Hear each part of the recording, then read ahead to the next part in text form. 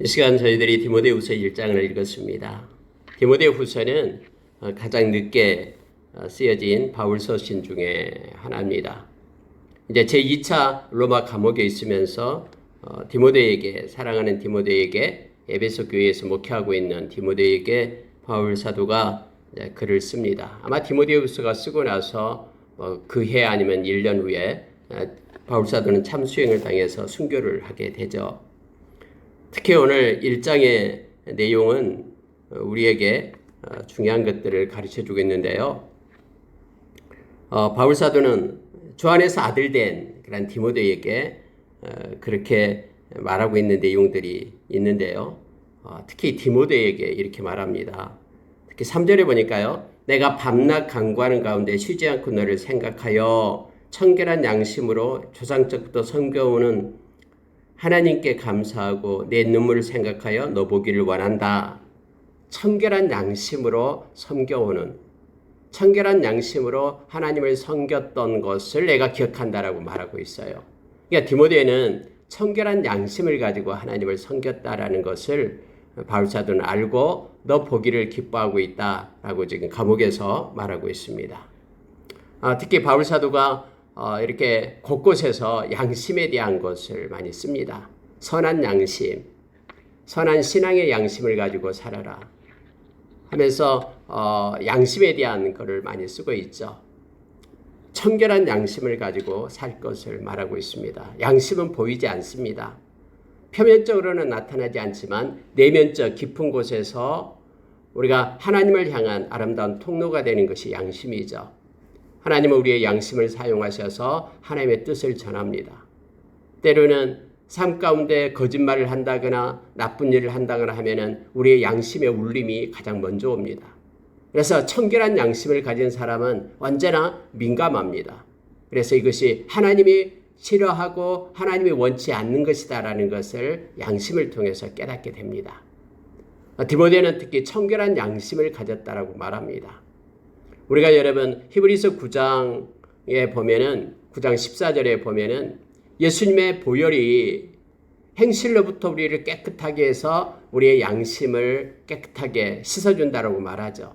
그래서 청결한 양심이 되게끔 예수님의 보혈이 그렇게 우리를 정화시킵니다. 정결케 합니다. 예수님의 보혈을 힘입고 회개하면 우리의 양심이 깨끗해져서 하나님을 잘 섬기는 자가 된다라고 약속해 줍니다. 저와 여러분은 내면적인 우리 속사람이 하나님 앞에 청결한 자로 그렇게 서기를 원합니다. 하나님께서는 예수님께서는 마태복음 5장에서 팔복을 얘기할 때 마음이 청결한 자가 하나님을 만난다라고 말합니다. 청결한 양심을 가지고 우리가 살기를 원합니다. 그래서 하나님을 밝히 보고 하나님의 마음과 뜻을 가지고 살아가는 우리가 되기를 원합니다. 그리고 또 5절에 보니까 이는 내 속에 거짓이 없는 믿음이 있음을 생각함이라 이렇게 말합니다. 믿음에도 가짜 믿음, 거짓이 있다라고 말하는데 디모데가 가지고 있는 믿음 가운데는 거짓 없는 믿음이 있다라고 말합니다. 이것은 온전한 믿음을 얘기합니다. 90%는 믿고 10%는 의심하고 이게 아니라 온전히 100% 그대로 믿고 의지하는 것을 말합니다. 사람은 언제나 두 마음을 가지고 있습니다. 그래서 이스라엘 백성들이 두 마음을 품었기 때문에 하나님으로부터 그렇게 하나님을 떠나게 되고요. 하나님으로부터 진노가 임하고 또 하나님으로부터 책망을 받았음을 우리는 너무나 잘 압니다. 한쪽으로는 하나님을 섬기고 다른 한쪽으로는 하나님이 아닌 다른 것을 의지하는 마음, 이 두 마음, 쪽마음을 가지는 것을 하나님이 너무너무 싫어합니다. 그래서 야고보서 1장에서는 이 두 마음을 품은 자들은 주께 무엇을 얻기를 생각조차 하지 말라라고 우리에게 이렇게 말해주고 있죠.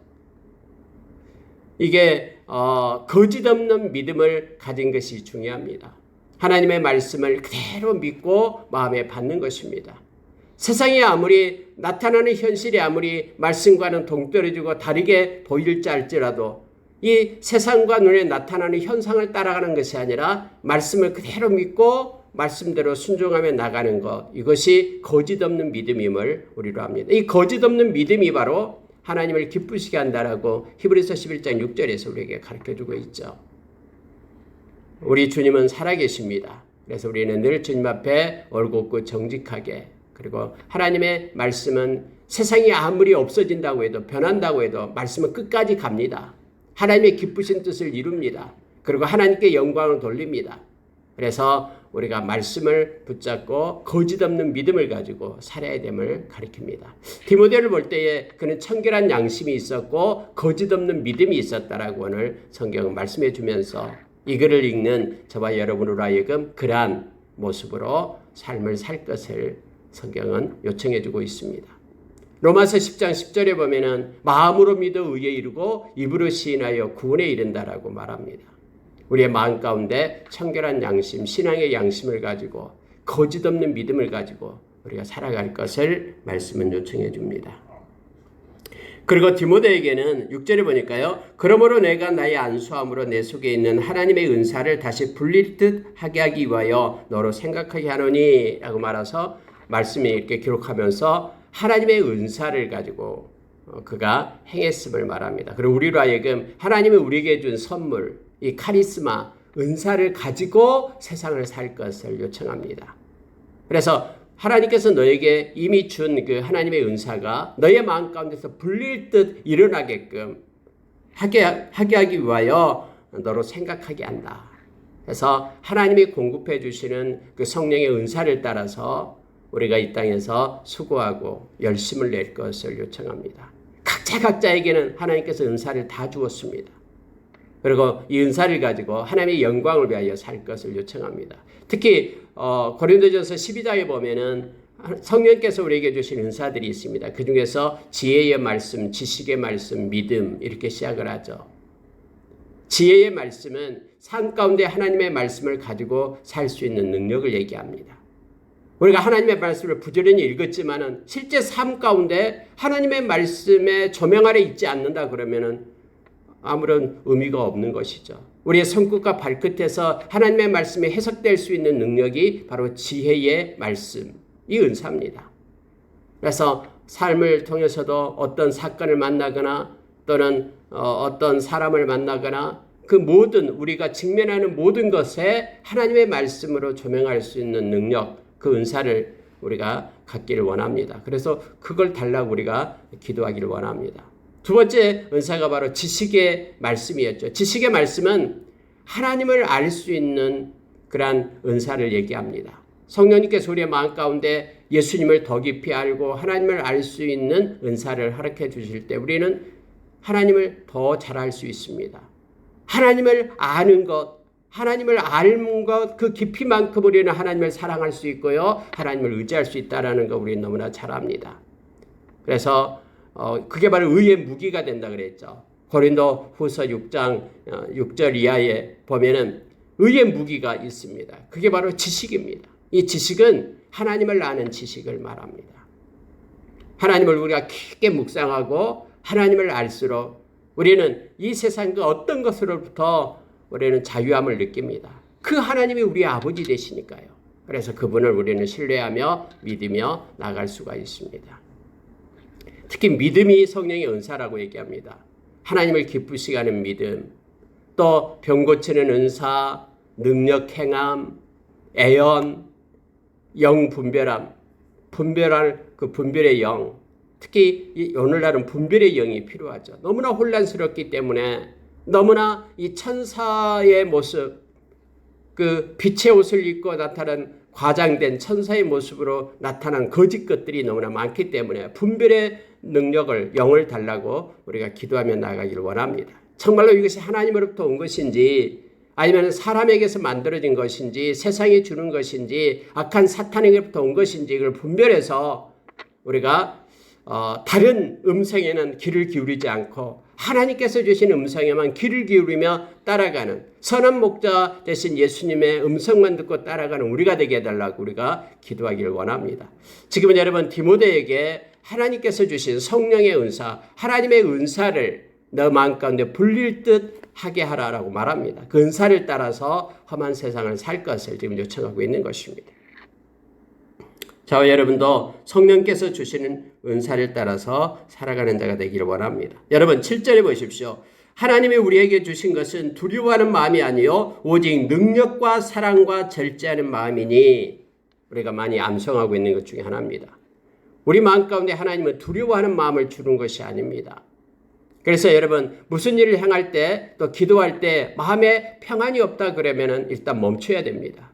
왜냐하면 두려워하는 마음을 줘서 하나님은 일하시는 분이 아니기 때문에 그렇습니다. 그럼 하나님이 우리에게 주신 것은 뭐냐면 바로 능력을 공급합니다. 그래서 늘 적극적이고 긍정적으로 우리를 변화시킵니다. 할 수 없다고 말하는 것이 아니라 내게 능력 주신 자 안에서 내가 무엇이든지 할 수 있다고 고백하는 이들이 바로 믿는 자들입니다. 그래서 하나님은 우리에게 주신 것은요 능력입니다. 그래서 엎드려 있는 우리들이 일어나서 달려갈 수 있는 동력을 하나님께서 우리에게 공급해 주십니다. 또한 여러분 사랑을 주십니다. 우리가 기도하면서 하나님께 나갈 때에 하나님 우리의 마음 가운데 사랑을 부어주십니다. 로마서 5장 5절의 말씀처럼 하나님의 사랑을 성령께서 우리 가운데 부어줄 때 그 사랑을 가지고 하나님을 사랑하고 형제자매를 사랑할 수가 있습니다. 만약에 이 사랑으로 행하지 않는 것들은 다 위선적이고 거짓된 것이다라고 고린도전서 13장에서 우리에게 가르쳐주고 있죠. 하나님은 우리에게 사랑을 부어주십니다. 뿐만 아니라 절제도 부어주신다라고 얘기합니다. 모든 것은 할 수 있으나 모든 것이 우리에게 유익한 것은 아니다라고 성경은 말합니다. 우리가 하나님을 사랑함으로 하나님께 영광 돌리기 위하여 하나님의 뜻을 행하기 위하여 때로는 절제가 필요함을 성경은 말해주고 있고 이 절제는 성령의 열매임을 우리가 갈라디아서 5장 23절에서 우리에게 가르쳐주고 있죠. 그래서 여러분 마음의 평정심이 없는 상태에서 뭔가를 행하지 마십시오. 하나님은 두려워하는 마음을 주는 것이 아니라 할 수 있는 능력과 사랑과 절제의 마음을 우리 가운데 부어주신다라고 말합니다. 그래서 하나님의 이 능력, 은사를 가지고 네가 사역을 하고 하나님의 일을 할 것을 바울사도는 디모데에게 지금 가르치고 있는 것입니다. 하나님의 우리를 구원하사 거룩하신 소명으로 부르심은 우리의 행위대로 하심이 아니요 오직 자기의 뜻과 영원 전부터 그리스도 예수 안에서 우리에게 주신 은혜대로 하심이라. 여러분 하나님께서 우리를 불러서 택해서 우리를 구원해 주셨습니다. 그리고 우리에게 소명을 주셨습니다. 이 땅에 부르심의 그러한 은혜를 우리에게 허락해 주시고 부르심의 소망을 가지고 살게끔 그렇게 하나님이 했습니다. 그런데 우리를 불러주신 그 이유가 오늘 말씀처럼 우리의 행위에 있지 않다라고 말합니다. 우리가 행위가 잘나서 선한 일을 해서 우리가 불러서 너 착한 일 했으니까 내가 구원해 줄게 하면서 사람이 부른 것이 아니다라고 얘기합니다. 그럼 우리를 부르신 것은 뭐냐면은 오늘 말씀처럼 오직 자기의 뜻, 하나님의 뜻에 의해서 우리를 불렀다라는 거예요. 그래서 우리가 구원받으면 하나님의 손에 있는 거예요. 우리가 뭔가를 잘한 일을 하고 뭔가 구제하고 뭔가 선한 일을 했기 때문에 구원받은 것이 아니라 전적인 하나님의 은혜에 의해서 우리가 택함을 받고 하나님의 구원받는 자가 되었다라고 지금 말합니다.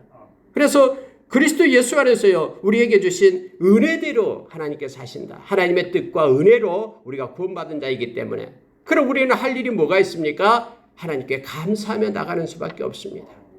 우리가 뭔가 막 열심히 해가지고 얻는다 그러면 아침 일찍부터 밤늦게까지 막 부지런히 해야 되겠죠. 그러나 그것으로 우리가 구원을 얻는 것이 아니라 전적인 하나님의 은혜였고 하나님의 뜻이었음을 성경은 말해주기 때문에 거저받은 은혜이기 때문에 우리는 감사하며 하나님께 영광을 돌리는 우리가 되어야 됩니다. 여러분 기독교는 은혜의 종교입니다. 막 불교나 다른 종교는 막 돌을 닦고 뭔가 막 밤에 자지도 않고 눕지도 않고 앉아서 막 절을 해야 되고 막 이런 게 아니에요. 우리는 천적인 하나님의 은혜로 우리가 구원받은 거기 때문에 크리스천들은 감사함으로 우리가 하나님 앞에 나가야 됨을 성경은 가르쳐주고 있습니다. 자 여러분 12절 보시기 바랍니다. 이로 말미암아 내가 또 이 고난을 받되 부끄러워하지 아니하면 지금 바울사도가 고난받고 복음 때문에 지금 로마 감옥에 갇혀 있잖아요. 그런데 나는 로마 감옥에 갇힌 것을 절대 부끄러워하지 않는다라고 말하고 있죠. 내가 믿는 자를 내가 알고 또 내가 위탁한 것을 그날까지 그가 능히 지키실 줄을 확신함이라. 이거 중요한 고백을 하고 있는데요. 바울 사도는 지금 옥에 앉아 있으면서도 내가 믿는 자를 내가 안다. 바울 사도는 자기가 지금 믿고 있는 예수 그리스도를 알고 있다라고 말합니다. 예수 그리스도가 나를 위하여 구원을 주신 그 예수 그리스도를 바울 사도는 알고 있다라고, 그분과 교통하고 있다라고 말하고 있는 거예요.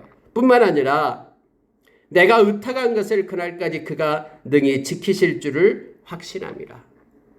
바울 사도가 주님께 의탁하고 주님을 신뢰하고 의지하고 기도하고 했던 그 모든 것들, 말씀으로 주님이 약속했던 모든 것들, 하나님의 때가 되면, 주님의 때가 되면은 모든 것들을 이루실 줄 확신한다라고 지금 말하고 있습니다. 감옥에 앉아서 이렇게 바울 사도는 디모데에게 편지를 하고 있는 것입니다. 자, 그러면 자기 자신을 그렇게 나타내면서 바울 사도는요, 너는 그리스도 예수 안에 있는 믿음과 사랑으로서 내게 들은 바 바른 말을 본받아 지키고 우리 안에 거하시는 성령으로 말미암아 내게 부탁한 아름다운 것을 지키라. 나도 이렇게 내가 믿는 자를 내가 알고 내가 우리 주님께 부탁한 것을 주님께서는 반드시 주님의 때에 그렇게 이루실 줄 내가 확신하니까 너도 역시 내게 들은 바 바른 말을 본받아 지키라. 이 말 바른 말은 복음을 얘기합니다. 하나님의 말씀을 본받아 너도 지키라. 그리고 우리 안에 거하시는 성령으로 말미암아, 우리 안에 거하시는 성령님, 너희 안에 거하고 내 안에 거하는 이 성령으로 말미암아 내게 부탁한 아름다운 것을 지키라. 여러분, 내게 부탁한, 즉 디모데에 부탁한 아름다운 것이 뭐겠습니까? 복음이죠. 하나님의 말씀이죠. 이 말씀을 지켜라라고 얘기합니다. 그런데 너의 힘으로가 아닌 너희 안에 계시는 성령으로 말미암아 지키라라고 말합니다. 성령께서 능력을 주실 때, 진리 가운데 우리를 인도하실 때 우리는 넉넉히 말씀을 따라 사는 믿음의 삶을 살아갈 수 있습니다. 절대로 성령이 아니고서는요, 우리가 진리 가운데 있을 수가 없습니다. 그리고 끝까지 믿음의 길을 갈 수가 없어요. 우리가 에베소서 4장 30절 말씀처럼 우리가 성령 안에서 구원의 날까지 인침을 받은 것입니다. 성령은 우리를 떠나지 않고 보혜사 되어주셔서 우리를 인도하십니다. 근데 그 성령이 없이는 우리가 하나님의 뜻도 모르고 하나님의 마음도 모르고 어떻게 해야 될지도 모른다고 말합니다. 성령이 없이는 우리가 말씀을 읽어도 깨달음이 없습니다. 성령께서 말씀을 기억나게 하고 진리 가운데로 인도하고 우리가 이 세상 떠날 때까지, 그래 떠나서도 하나님 앞에서 우리가 예수 믿는 사람임을 증인해 주신 분이 바로 성령님이십니다. 그래서 우리가 성령 안에서 끝까지 아름다운 복음, 이 말씀을 지키는 자가 될 것을 지금 성경은 우리로 깨닫게 하고 가르칩니다.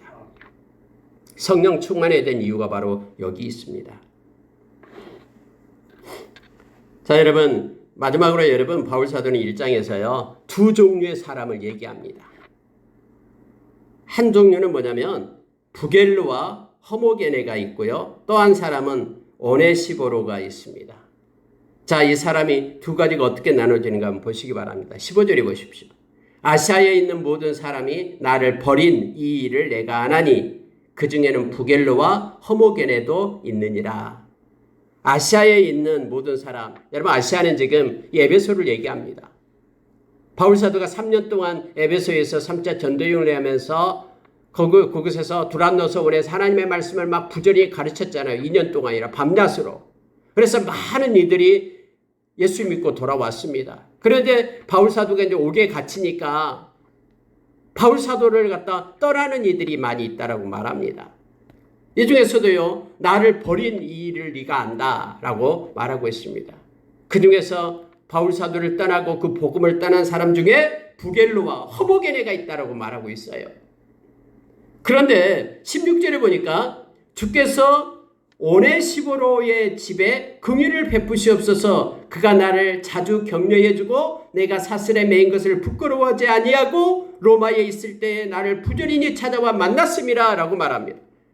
이 부겔로와 허모게네는 바로 바울 사도를 떠났지만은, 그러나 오네시보로는 바울 사도를 도우면서 비록 옥에 갇혀져 있지만은 로마에까지 찾아와서 위로해주고 격려해준 사람이다. 내가 옥에 갇힌 것을 부끄러워하지 않았다라고 말하고 있습니다. 그러면서 이 두 가지 종류를 지금 나타내고 있습니다. 그러면서 기도합니다. 자, 18절 보시기 바랍니다. 원하건대 주께서 그로 하여금 그날에 주의 긍휼을 입게 하여 주옵소서. 이 기도를 하는 거예요. 주님, 오네시보로에게 그날에 주의 긍휼을 입게 하여 주십시오. 그날이 어떤 날입니까? 고난의 때, 환난의 때, 그리고 마지막 때에 그가 하나님의 긍휼을 입고 하나님의 은혜 가운데 있게 해달라고 엎드려 기도하고 있는 것입니다. 그가 에베소에서 많이 봉사하는 것을 내가 잘 아느니라 하면서 에베소에서 그렇게 진심으로 봉사했던 오네시보로 하나님 기억해 주십시오. 그리고 디모데에게 오네시보로를 부탁하는 거예요. 그는 에베소에서 그렇게 많이 봉사한 자였다 하면서 특별히 디모데에게 이렇게 부탁하고 있는 바울사도의 모습을 보게 됩니다. 여러분, 세상은요, 그 바울사도가 복음을 전할 때마다 그랬듯이 언제나 이렇게 양분이 됩니다. 반대하는 세력이 있고 또 끝까지 함께하는 그런 이들이 있습니다. 처음에는 함께했다가 떠나는 이들이 있고요. 바울사도는 지금 에베소 교회를 바라보면서 부겔로와 허모게네는 내가 옥에 갇힌 것을 부끄러워하면서 나를 떠났다. 그러나 오네시보로는 부끄러워하지 않고 나를 격려하며 찾아와서 끝까지 함께했다. 너는 그를 기억하고 또 그를 위하여 기도하고 있는 모습을 보게 됩니다. 여러분, 우리가 믿음의 길을 갈 때 또 순례자의 길을 우리가 행할 때에 이 땅에서 많은 믿음의 사람들을 만납니다. 그리고 늘 우리가 기도의 동역자로 그리고 그렇게 세워지기를 원합니다. 한 마음을 가지고 주님을 의지하면서 성령 안에서 하나 되는 은혜로 우리가 세워져 가기를 원합니다. 특히 열방반석교숙과 모든 권속들 또 주 안에 있는 모든 이들 그렇게 주 안에서 한 성령으로 서로를 위하여 기도하고 세워져 이 땅에서의 순례의 길 가운데 하나님이 기뻐하는 그런 아름다운 삶을 서로 위로하며 살아가는 우리가 되기를 원합니다. 기도하겠습니다.